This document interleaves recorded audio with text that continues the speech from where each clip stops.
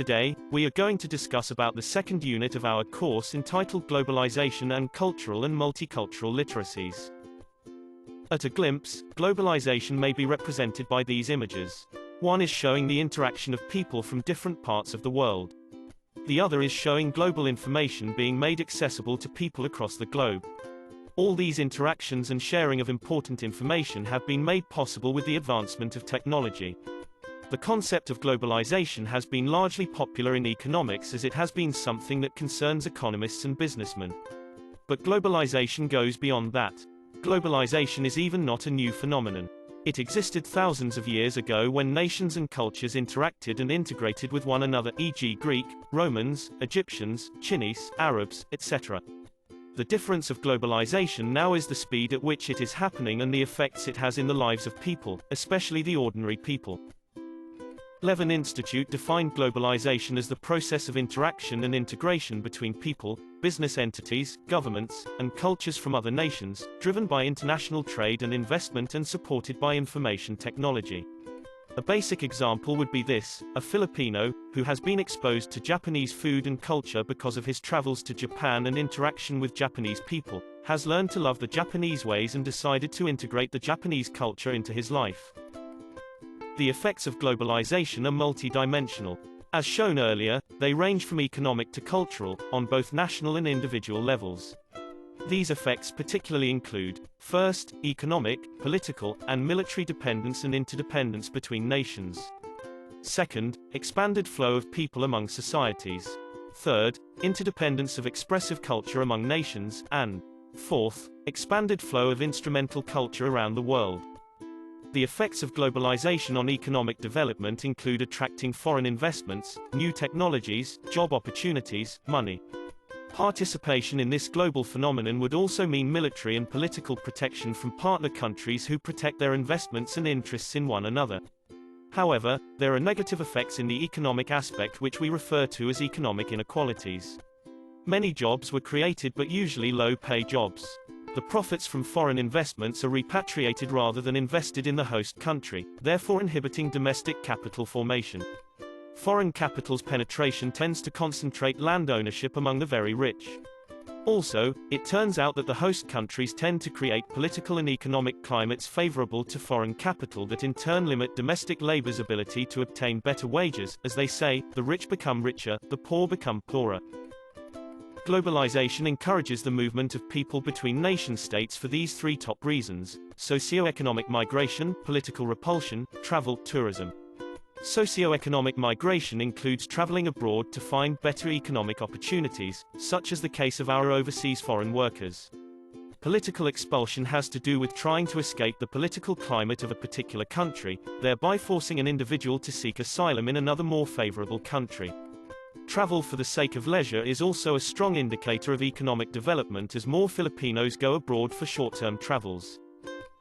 Another effect of globalization is the interdependence of expressive culture among nations. Expressive culture is a culture's expression of its language, music, arts, and the like. One example is on K-pop's music and culture. There has been monetization of cultural artifacts and their import-export among participating cultures. Another effect is the expanded flow of instrumental culture around the world. Instrumental culture refers to common models of social order. Models of social order include models or ways of thinking about and enacting national identity, nation-state policies, socio-economic development, human rights, education, and social progress. One example is the Philippine educational system, which is patterned after Western educational models or system. Now, let's talk about another relevant subtopic in globalization: cultural literacy. These images show us different nationalities or ethnic origins of children and different ways of expressing greetings. Indeed, we can see the cultural diversity projected in these images. Understanding cultural diversity is an essential 21st century skill which can be achieved through cultural literacy. Cultural literacy is a term coined by Hirsch 1983, referring to the ability to understand the signs and symbols of a given culture and being able to participate in its activities and customs as opposed to simply being a passive, an outside, observer. In the Philippines, the National Commission for Culture and the Arts, or NCAA, is tasked with the documentation, preservation, and dissemination of Philippine culture both locally and abroad. The NCAA established the Philippine Cultural Education Program to make cultural education accessible to all sectors of Philippine society. On the other hand, Republic Act 10066/2010 designated PCEP together with DepEd to formulate the cultural heritage education programs both for local and overseas Filipinos that are to be an integral part of the Philippine education in all its aspects. However, cultural education and thus cultural literacy in the country is quite challenging because of the complex blend of the many indigenous and colonial cultures and varies widely across regions. In the Philippines, we are faced by several challenges in cultural literacy. These questions could lead us to interesting discussions, but as of the moment, there is no definitive answers yet to these questions in the literature. Another important topic in globalization is multicultural literacy. Here are some context-based definitions of multicultural literacy. In America, it is knowing or identifying the polyethnic origins of knowledge with the express goal of fostering equality, diversity, and social justice. In Europe, it comes more in the form of intercultural communication competence, or a composite of skills, abilities, attitudes, personality patterns, etc. necessary for clear and productive communication with cultures other than our own. Another definition of multicultural literacy says that it refers to the knowledge and skills necessary to ensure that any communication with a culture different from our own is clear, productive, and respectful, such that their differences are celebrated and neither culture is demeaned or treated as inferior. Also, multicultural literacy consists of the skills and ability to identify the creators of knowledge and their interests, to uncover the assumptions of knowledge, to view knowledge from diverse ethnic and cultural perspectives, and to use knowledge to guide action that will create a humane and just world. True multicultural literacy are not mere language skills. Rather, it consists of perspectives, attitudes, and beliefs about the cultures that affect the manner in which we communicate and the motives behind our communication. To be multiculturally literate, you have to, first, be selfless. We become less concerned with how we feel and more concerned with how we are making others feel. Second, know that good and useful things can and do come from those different from us. Simply acknowledging that good ideas and products have come from cultures we might not like goes a long way in preparing our minds to perceive other cultures as being equally valuable.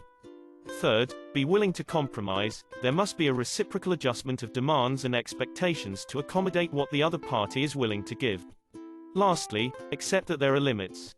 The sooner we accept this, the sooner we can set realistic expectations of one another. These are the issues in teaching and learning multicultural literacy in the Philippines. People from different cultures have varied definitions of peace, resulting in conflicting ideas of peace. There is such a thing as regional pride that causes disagreement among regions in the country and prevents unity. Also, despite of education, problems related to cultural discrimination and hatred between groups still persist. Lastly, is on how people value the culture of others, which can be shown in this question: why should I treat people of another culture with respect?